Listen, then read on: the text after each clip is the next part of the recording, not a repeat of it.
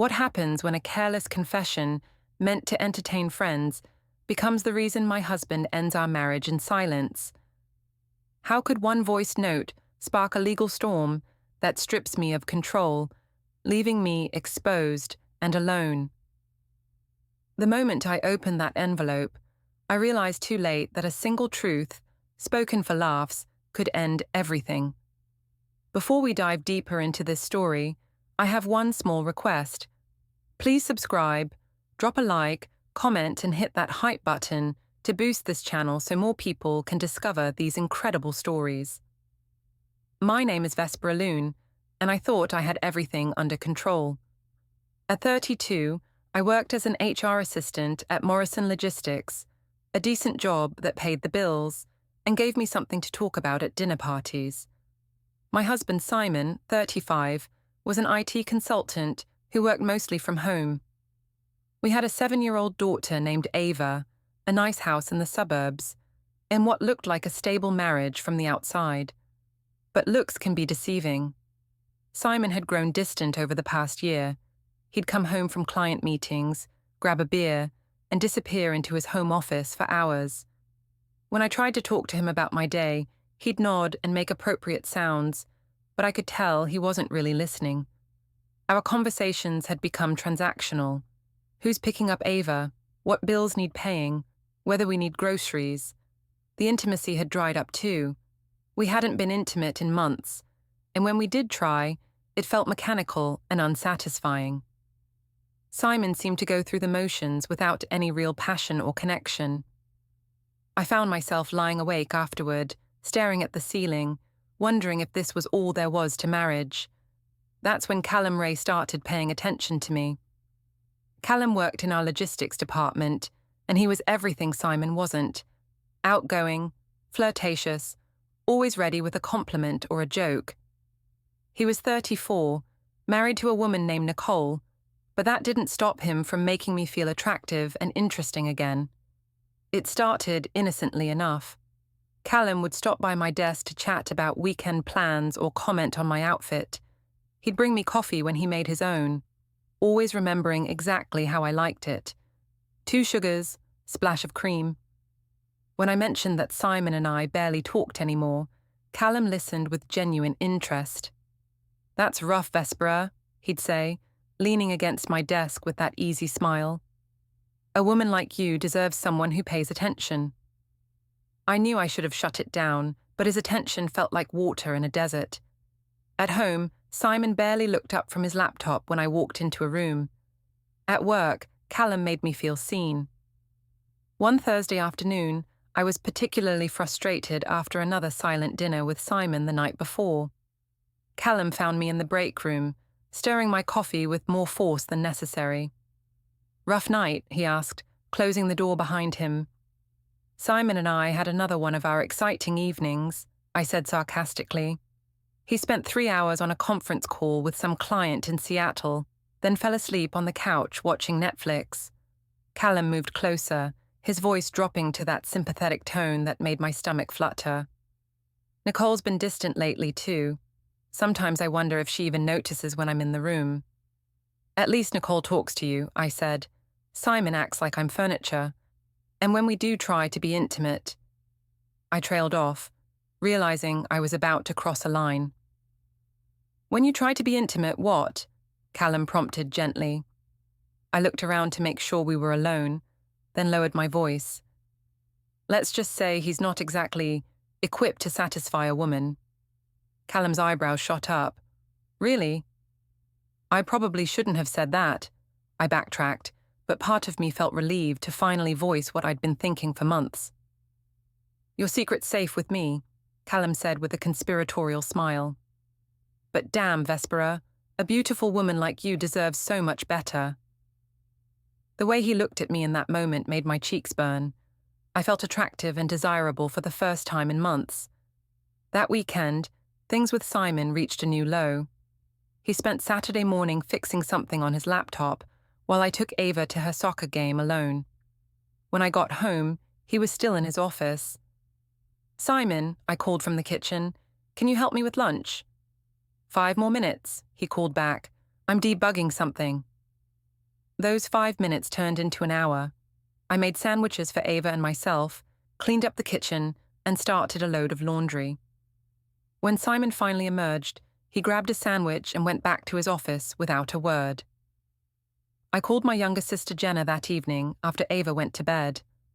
"He's just so disconnected, Jen," I complained, curled up on the couch with a glass of wine. "It's like living with a roommate who occasionally pays the mortgage." "Have you tried talking to him about it?" Jenna asked. At 30, she was still single and sometimes envied my stable marriage, but lately, she'd been hearing more complaints than praise. "I've tried everything: direct conversation, romantic dinners, even couples therapy suggestions. He just shrugs and says, 'Work is stressful.'" "Maybe it really is just work stress," Jenna offered. "Or maybe he's just not that interested in me anymore," I said, taking another sip of wine. "There's this guy at work, Callum, who actually listens when I talk. He makes me feel like I'm worth paying attention to." "Vespera," Jenna's voice carried a warning tone. "I'm not doing anything wrong," I said quickly. "We just talk, but it's nice to feel appreciated for once."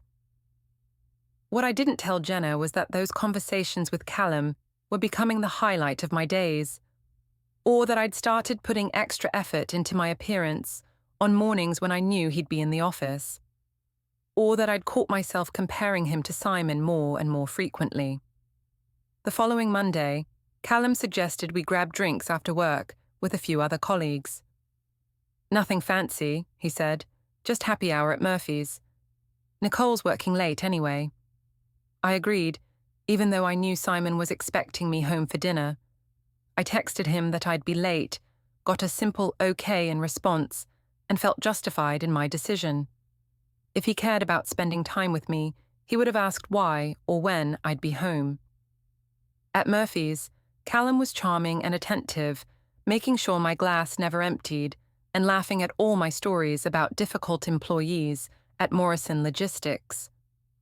Our colleagues gradually drifted away until it was just the two of us in a corner booth. "Can I ask you something?" Callum said, leaning closer so I could hear him over the bar noise. "Sure. What you said the other day about Simon not being able to satisfy you, how long has that been an issue?" I should have changed the subject. Instead, I found myself opening up about the intimate details of my marriage to a man who wasn't my husband. "It's not just the physical stuff," I said, the alcohol loosening my tongue. "It's everything. He doesn't see me, doesn't make me feel wanted. Sometimes I wonder if he'd even notice if I disappeared." Callum reached across the table and covered my hand with his. "I'd notice," he said quietly. The touch sent electricity up my arm. For a moment, we just looked at each other, the air thick with possibility. Then my phone buzzed with a text from Simon asking when I'd be home, and the spell broke. "I should go," I said, pulling my hand away.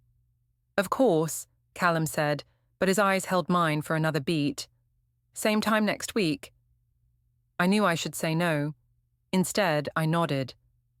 Over the next few weeks, these after-work drinks became routine. Callum and I would find excuses to stay late, then head to Murphy's or one of the other bars near the office. Our conversations grew more intimate, more personal. I told him things I'd never shared with anyone, my fears about my marriage, my doubts about whether Simon had ever really loved me, my growing certainty that I'd settled for security instead of passion. Callum was an excellent listener, always ready with sympathy and validation. He made me feel understood in a way Simon never had. "You deserve someone who worships you," he told me one evening, as we sat in his car in the Morrison Logistics parking lot. "Someone who can't keep his hands off you." "That's not my life," I said with a bitter laugh. "It could be," he said, his voice low and meaningful. The suggestion hung in the air between us. I knew what he was offering, and part of me wanted to take it, but I wasn't ready to cross that line, not yet. At home, Simon seemed oblivious to my late nights and improved mood. He'd ask how my day was, accept my vague answers about work projects and colleague happy hours, then return to his laptop or his phone. His indifference made it easier to justify my emotional affair with Callum. One evening, I decided to test Simon's attention. I put on a dress I knew he used to love, did my hair and makeup, and suggested we open a bottle of wine after Ava went to bed.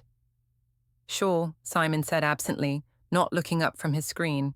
"Just let me finish this email." I waited on the couch for 20 minutes before giving up and going to bed alone. The next day, I vented to Callum about Simon's obliviousness. "You got all dressed up for him and he didn't even notice?" Callum shook his head in disbelief. "The man's an idiot." "Sometimes I think he'd prefer if I just disappeared," I said. "His loss would be some other man's gain," Callum replied, his eyes intense. That afternoon, feeling particularly frustrated and seeking validation, I did something I would later regret. I was in the break room with my phone, and I recorded a voice message from my group chat with 3 close friends from college, Sarah, Michelle, and Dana. "Ladies, I need to vent," I said into the phone, keeping my voice low. "Simon and I are basically roommates at this point. Last night I tried to seduce him, full hair and makeup, that black dress from Michelle's birthday, and he literally ignored me for his laptop. And don't even get me started on our sex life. The man is too small to please anyone, if you know what I mean. I'm dying here." I hit send before I could second-guess myself, then immediately felt a mix of relief and guilt. It felt good to finally say it out loud, but I also knew I'd crossed a line by sharing such intimate details about my husband. What I didn't know was that Callum had been standing just outside the break room door, and he'd heard every word. The voice message I'd sent to my friends created more of a stir than I'd expected. Sarah responded with shocked emojis. Michelle called me that evening to make sure I was okay, and Dana suggested I consider marriage counseling, but their responses felt distant and judgmental, not the validation I'd been seeking. Callum, however, was full of sympathy and understanding when I saw him the next day. "Rough conversation with the girls last night?" he asked, appearing at my desk with coffee. I looked up, surprised. "How did you know I talked to them?" "You seemed upset this morning," he said smoothly. "I figured you might have reached out for support." I hadn't told him about the voice message, but I was too emotionally drained to question his intuition. "They think I should try harder to save my marriage," I said with frustration. "Even though Simon doesn't seem interested in saving it himself?" Callum shook his head. "That's not fair to you, Vespera." His understanding felt like a warm blanket after the cold responses from my friends. This was exactly why I preferred talking to Callum. He got it. "Why don't we do something fun this weekend?" Callum suggested. "A group dinner, nothing serious. You could invite Simon, I'll bring Nicole, maybe some other couples from work. Just a nice night out." The idea appealed to me. Maybe seeing me in a social setting, having fun and being appreciated by others, would remind Simon of what he was neglecting at home. "That sounds great," I said. "Where were you thinking?" "There's that new wine bar downtown, Vintner's Table. Very trendy, great atmosphere. Perfect for a group dinner." I agreed, and Callum took charge of organizing everything. He invited 3 other couples from work, plus he suggested I bring Simon, and he'd bring Nicole. 8 people total, reservation for Saturday night at 7. When I told Simon about the dinner, he seemed less than enthusiastic. "A work dinner?" he asked, looking up from his laptop for once. "On Saturday night?" "It's not just work people," I said. "It's couples. Social. You know, the kind of thing normal married people do together." Simon caught the edge in my voice and sighed. "Fine, I'll go." His reluctant agreement irritated me more than an outright refusal would have. At least a refusal would have shown some kind of strong feeling. Saturday evening, I spent extra time getting ready. I wore a red dress that hugged my curves and did my hair in loose waves. When I came downstairs, Simon was waiting by the door in khakis and a button-down shirt, checking his phone. "Ready?" he asked without looking up. "Do I look okay?" I asked, fishing for a compliment. He glanced at me briefly. "You look fine. We should go." "Fine." After an hour of hair and makeup, I looked fine. The drive to Vintner's table was quiet except for the GPS directions. Simon seemed lost in thought, and I stared out the window, already imagining how different the evening would be with people who actually appreciated my company. Vintner's table was everything Callum had promised: dim lighting, exposed brick walls, an extensive wine list, and a sophisticated atmosphere. Our group had a large table in the back corner, and when we arrived, everyone was already there except Nicole. "She's running late," Callum explained, kissing my cheek in greeting. "Work emergency." The gesture was innocent enough, but I noticed Simon's eyes narrow slightly. Good, I thought. Maybe a little jealousy would wake him up. Dinner started pleasantly enough. The wine flowed freely, and the conversation was light and entertaining. Callum was charming as always, making sure everyone felt included and keeping the mood upbeat. I found myself relaxing for the first time in weeks. Simon, however, remained quiet and reserved. He answered direct questions politely, but didn't contribute much to the general conversation. I could see our colleagues noticing his lack of engagement, and it embarrassed me. "Simon's been working on a big project," I explained during a lull in conversation. "Very demanding client." "What kind of IT work do you do?" asked Janet from accounting. Simon gave a brief, technical explanation that clearly bored the table. When he finished, the conversation moved on without him.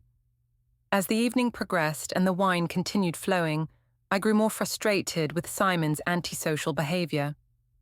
Here I was, trying to have a nice time with friends and colleagues, and he was acting like he'd rather be anywhere else.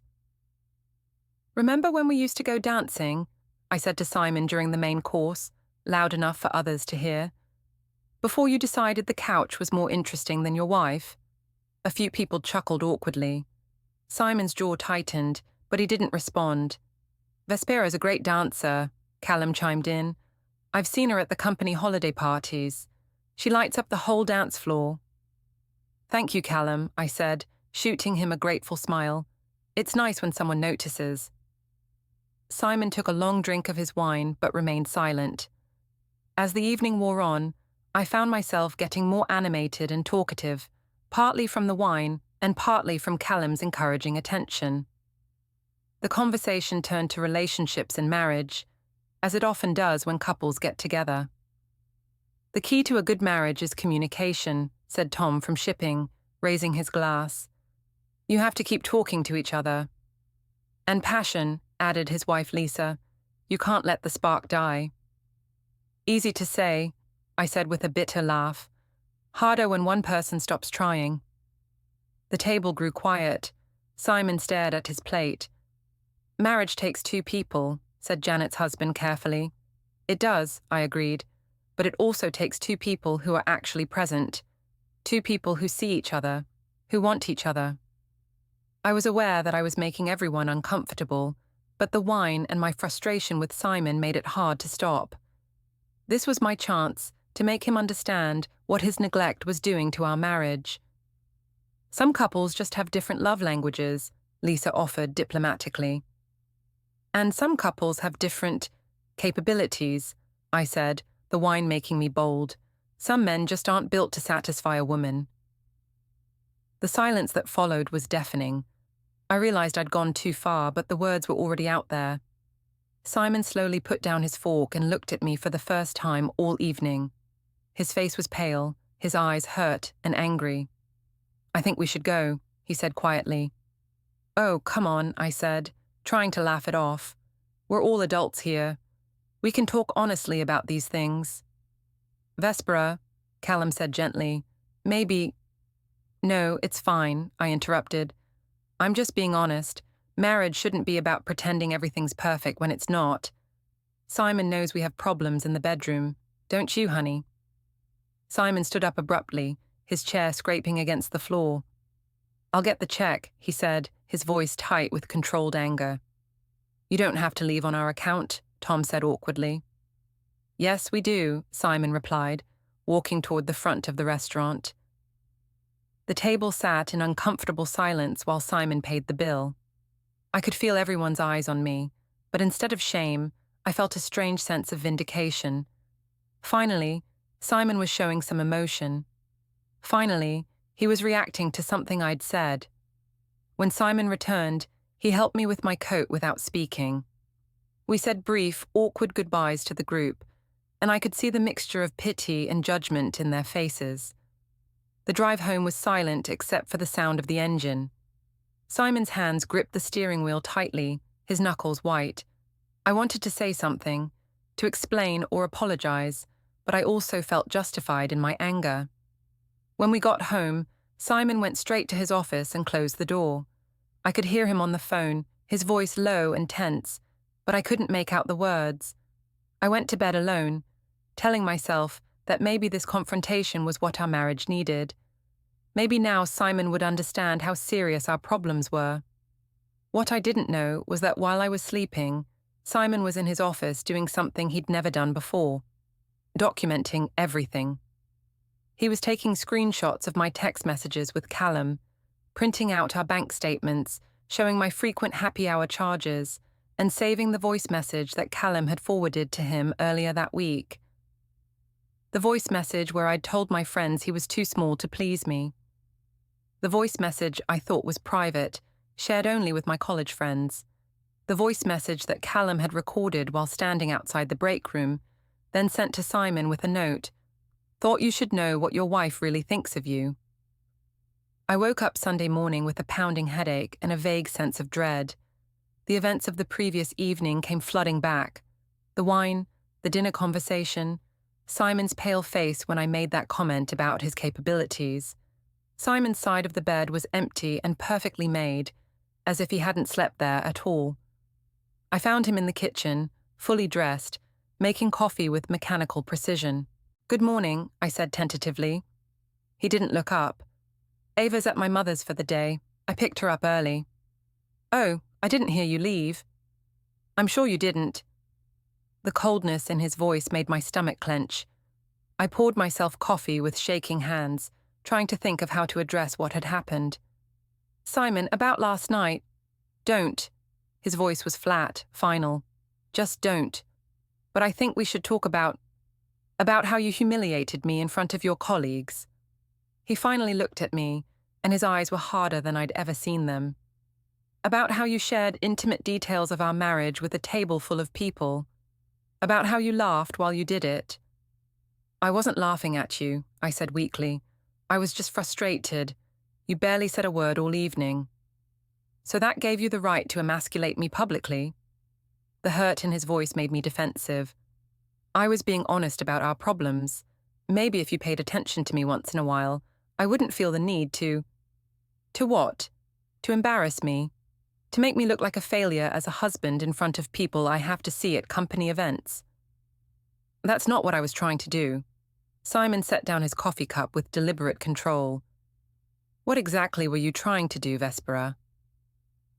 I struggled for an answer that would make sense, that would justify my behavior without making things worse. "I wanted you to understand how disconnected we've become, how lonely I am in this marriage. So you decided to announce to everyone that I can't satisfy you sexually." When he said it like that, it sounded terrible. I didn't mean it the way it came out. "How did you mean it?" I couldn't answer because I wasn't sure myself. In the moment, fueled by wine and frustration, it had felt like honesty. Now, in the harsh light of morning, it felt like cruelty. Simon nodded at my silence. "That's what I thought." He walked toward the door, car keys in hand. "Where are you going?" "Out."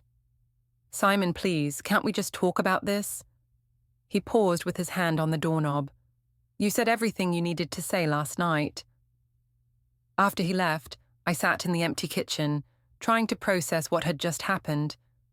Part of me felt guilty about how far I'd gone at dinner, but another part felt justified. If Simon had been more attentive, more present in our marriage, I wouldn't have felt the need to seek validation elsewhere or make those comments. I called my sister Jenna, needing someone to talk to. "How was your dinner last night?" she asked cheerfully. "It was complicated." I gave her a sanitized version of events, focusing on Simon's antisocial behavior and my frustration rather than the specific things I'd said. "It sounds like you both had too much to drink," Jenna said diplomatically. "Maybe you should apologize and move on." "Why should I be the only one apologizing? He's been ignoring me for months." "Because marriage isn't about keeping score, Vespera. It's about being a team." Her response irritated me. Everyone wanted to blame me for reacting to Simon's neglect, but no one seemed to care about the months of loneliness and rejection that had led to this point. Monday morning at work was awkward. The colleagues who'd been at dinner avoided eye contact, and I could feel them whispering when I walked by. Callum, however, was as attentive as ever. "How are you holding up?" he asked, appearing at my desk with coffee. "It's been rough," I admitted. "Simon's barely speaking to me." "I'm sorry the evening got so intense," Callum said, "but maybe it needed to happen. Maybe he needed to hear how you really feel." "You think so?" "Absolutely. You can't fix a problem if you don't acknowledge it exists." His support felt like a lifeline. At least someone understood that I'd been pushed to my breaking point. "Has he said anything about counseling?" Callum asked. "He won't even discuss what happened, let alone counseling." Callum shook his head sympathetically. Some men just can't handle honest communication about their shortcomings. That afternoon, I got a call from Simon's mother, Miriam. She was 63, retired, and had never particularly liked me. She thought Simon had married beneath him, and she'd never been shy about expressing her opinions. "Vespera, I think we need to talk," she said without preamble. "About what?" "About what you said to my son on Saturday night." My heart sank. Simon had told his mother about the dinner. "Miriam, I think there might be some misunderstanding." "There's no misunderstanding. Simon told me exactly what you said, and frankly, I'm appalled." "You don't know the whole story." "I know enough. I know that you humiliated your husband in public, and I know that he's been miserable for months trying to make you happy." "That's not true." "Isn't it? He's told me about the late nights at work, the way you've been pulling away from him. He's been trying to give you space, thinking that's what you needed." This was news to me. He never said he was giving me space. Because he's a good man who doesn't want to make you feel guilty for whatever you're going through. But apparently his kindness was mistaken for indifference. "Miriam, you don't understand our marriage. I understand that my son deserves better than a wife who mocks him publicly."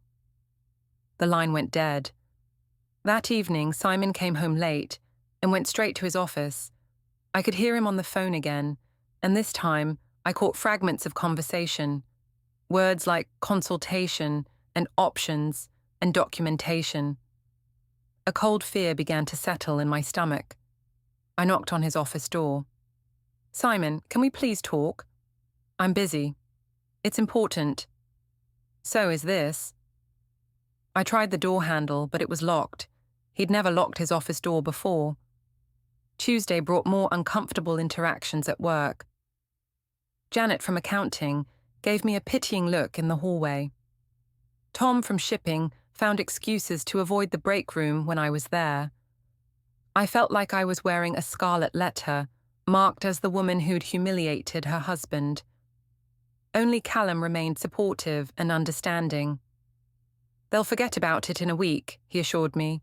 "Office gossip has a short shelf life." "It doesn't feel temporary," I said miserably.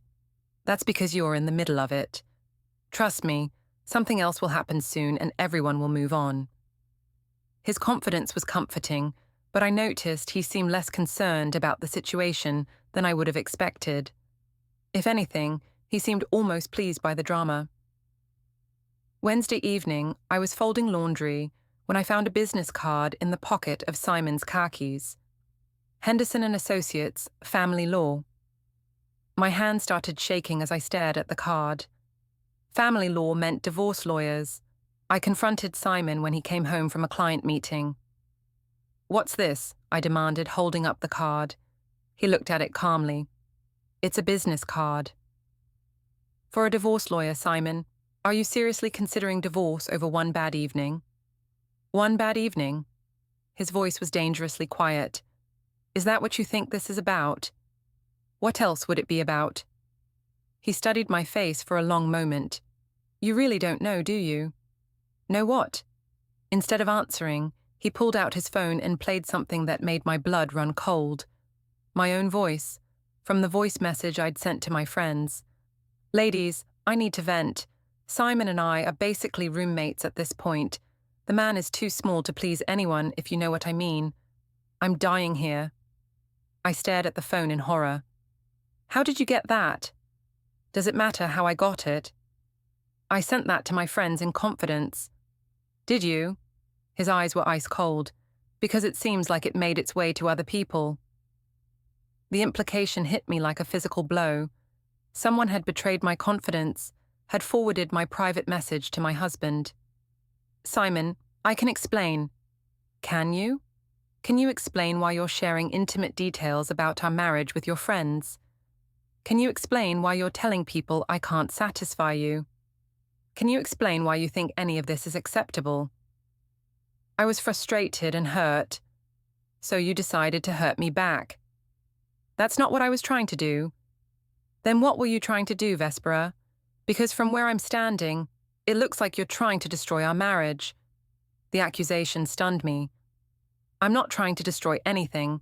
I'm trying to save it. By humiliating me, by sharing our private business with anyone who'll listen, by making me look like a failure as a husband. By trying to get your attention, I shouted, by trying to make you see that we have problems.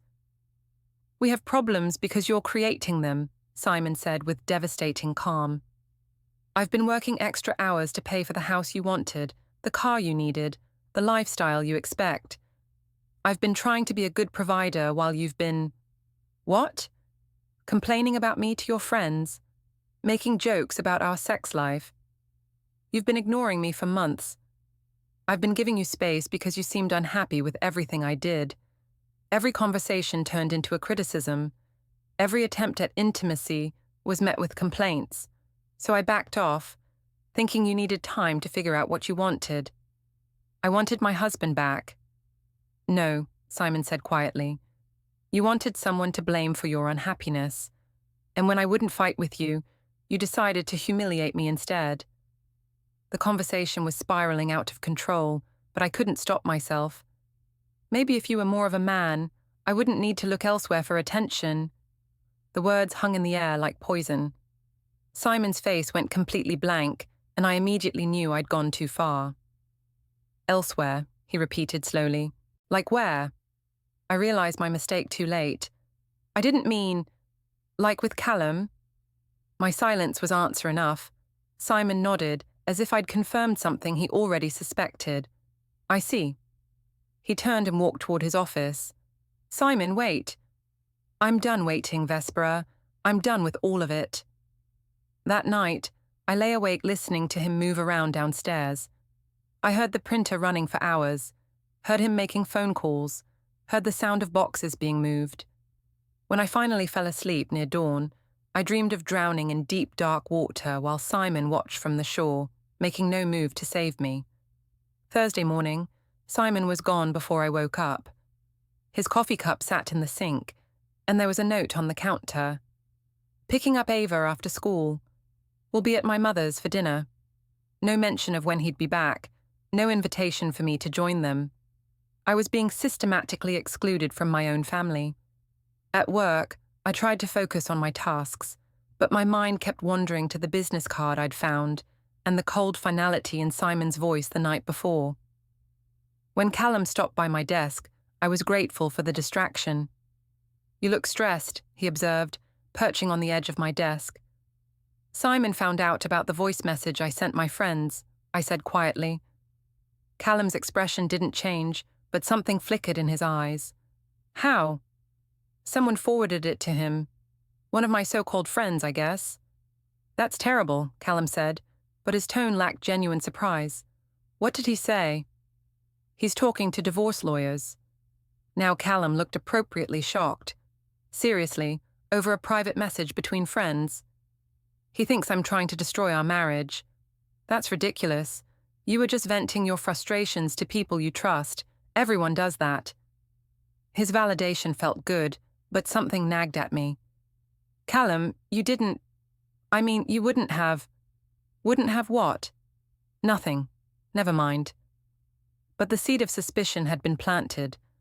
Callum had been very interested in my marriage problems, very encouraging of my complaints about Simon. And he'd been standing near the break room when I recorded that message. That evening, Simon returned home with Ava around 8 o'clock. Our daughter ran to hug me, chattering about her day at Grandma Miriam's house. "Grandma taught me how to make cookies," Ava announced. "She said Daddy used to help her bake when he was little." "That sounds fun, sweetheart," I said, shooting a look at Simon over her head. He was studying his phone, ignoring me completely. "Can we make cookies together this weekend?" Ava asked. "We'll see," Simon said before I could answer. "Why don't you go get ready for your bath?" After Ava went upstairs, I tried to talk to Simon again. "How long are you planning to give me the silent treatment?" "I'm not giving you anything," he replied without looking up from his phone. "I'm just done pretending everything is fine." "So what happens now? We just live like strangers?" "I don't know, Vespera. What do you want to happen?" The question caught me off guard. "I want us to work this out. I want us to go to counseling and fix our problems." "Do you? Or do you want me to apologize for not being the husband you think you deserve?" "I want you to acknowledge that we both made mistakes." Simon finally looked at me. "What mistakes did I make?" "You withdrew from me. You stopped paying attention to our marriage. Because every time I tried to connect with you, you found something to criticize. My work schedule, my conversation skills, my performance in bed. Nothing I did was ever good enough." "That's not true, isn't it? When was the last time you said something positive about me? When was the last time you showed appreciation for anything I do?" I opened my mouth to respond, then closed it. I couldn't remember. "That's what I thought," Simon said. "You've been unhappy for months, and instead of working with me to fix it, you decided to share your complaints with everyone except me. I tried to talk to you. No, you tried to change me. There's a difference." Friday brought an unexpected visitor to my office, Nicole, Callum's wife. She appeared at my desk around lunchtime, her face tight with anger. "We need to talk," she said without preamble. "Nicole, hi, what's—" "Not here, outside." I followed her to the parking lot, my heart pounding. Nicole was usually friendly and outgoing, but today she looked like she wanted to hit something. "How long has it been going on?" she demanded as soon as we were alone. "How long has what been going on?" "Don't play dumb with me, Vespera. The affair. With my husband." "We're not having an affair." "Bullshit." Nicole's voice was shaking with rage. "I know about the drinks after work, the private conversations, the way he talks about you at home. We're just friends. Friends don't do what Callum did to your husband." My blood turned to ice. "What are you talking about?" "The voice message. He recorded you in the break room and sent it to Simon." The parking lot seemed to spin around me. "That's not—" "He wouldn't." "He absolutely would. He's been obsessed with breaking up your marriage for weeks. He thought if Simon was out of the picture, he'd have a chance with you." I felt like I was going to be sick. "You're lying." "Am I? Ask him yourself. Better yet, ask Simon. I'm sure Callum included a nice little note with the recording. Something about, 'Thought you should know what your wife really thinks of you.'" The words hit me like physical blows, because they rang true. The timing, Callum's lack of surprise when I told him Simon had heard the message, his encouragement of my complaints about my marriage. It all made horrible sense. "Nicole, I swear I didn't know. Save it. You may not have known about the recording, but you knew exactly what you were doing when you started confiding in my husband about your marriage problems. You knew he was interested in you, and you used it. That's not fair. What's not fair is that I have to find out from Simon Loon that my husband is trying to destroy his marriage to get to his wife." "Simon told you?" "Simon called me last night. He thought I deserved to know what kind of man I'm married to." Nicole's laugh was bitter. Turns out your husband has more integrity than either of ours." She turned to walk away, then paused. "For what it's worth, Vespera, Simon loves you. Or he did. The way he talked about you, even after everything you've put him through, he was more concerned about protecting you from the fallout than he was about his own hurt." "What do you mean?" "He could have played that recording for everyone at dinner Saturday night. He could have humiliated you the way you humiliated him. Instead, he's handling this privately, through lawyers, trying to minimize the damage to your reputation and Ava's stability." Nicole walked away, leaving me standing alone in the parking lot, my entire world crumbling around me. I went back inside and found Callum at his desk, typing on his computer as if nothing had happened. "We need to talk," I said, my voice deadly quiet. He looked up with that familiar, charming smile. "Of course. What's up?" "You recorded me. In the break room. You sent my private message to Simon." The smile faltered for just a moment before he recovered. "I don't know what you're talking about." "Nicole told me everything." Now the mask slipped completely. Callum's face hardened, and for the first time I saw him clearly. Not as the charming, supportive friend I'd thought he was, but as a manipulative opportunist who'd been playing me from the beginning. "Nicole's upset," he said carefully. "She's probably not thinking clearly." "Are you seriously going to keep lying to me?" Callum glanced around the office, then stood up. "Let's take this somewhere private." We went to the same break room where he'd recorded me, and he closed the door behind us. "Okay, yes," he said. "I heard you recording the message, and I thought Simon deserved to know what you really thought of him. You destroyed my marriage because you thought my husband deserved to know." "I destroyed your marriage?" Callum laughed harshly. "Vespera, your marriage was already over. You said so yourself, multiple times. I just gave Simon the information he needed to stop living in denial. You manipulated me. You encouraged me to complain about Simon.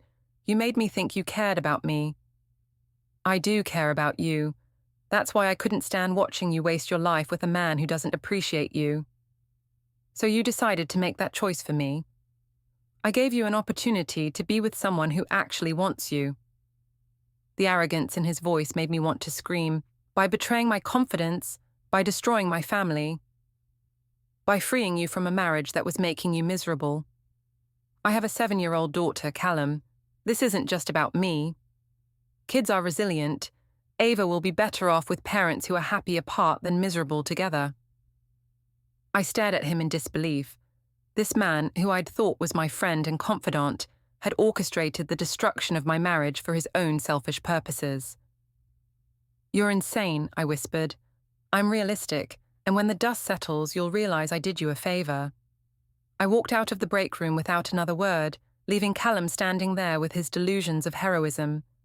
That weekend was a nightmare. Simon barely spoke to me, spending most of his time with Ava or locked in his office. I could hear him on the phone constantly, and I caught glimpses of legal documents spread across his desk.